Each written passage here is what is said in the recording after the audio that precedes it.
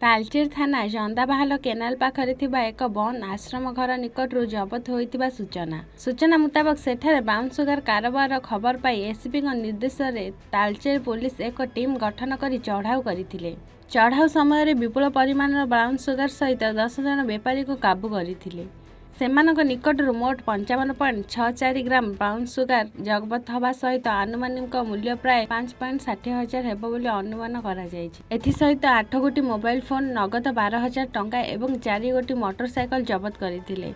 आज सेमानक गिरफ करा जाय कोर्ट चालाण करा जायछि।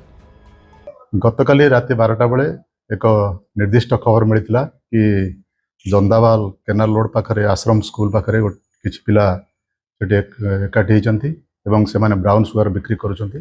ए खबर पाई आमे तुरंत गोटे टीम गठन करथिलु। एसआई पुलिन प्रधान, एसआई सत्यव्रत राउत से नेतृत्व में गोटे टीम गठन करा जायतिला एवं से जाई सेठारे पहुंचथिले एवं से घेराव कराइथिले। से दौड़ी खसी पळाया बेले से 10 जन को से गिरफ्त करा जायछि।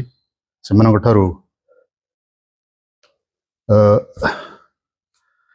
55.64 ग्राम ब्राउन सुगर जार आनुमानिक मूल्य 5,60,000 हेब, 8 गोटी मोबाइल फोन 12,000 टंका एवं 4टी बाइक जबत करा जायछि।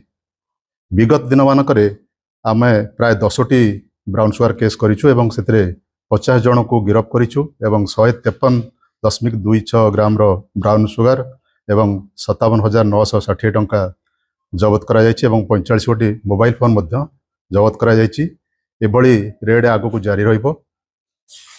मु आपण माध्यम कहवाक चाहिए जे जनसाधारण जो मैंने आमको एभली ब्राउन सुगर बेपार करुवा लोक मान विषय में आमको खबर देवे से विरुद्ध में आम कार्यानुष्ठान ग्रहण करूँ एवं से नाम गोपनीय रखा सहित से आर्थिक पुरस्कार दिज्व।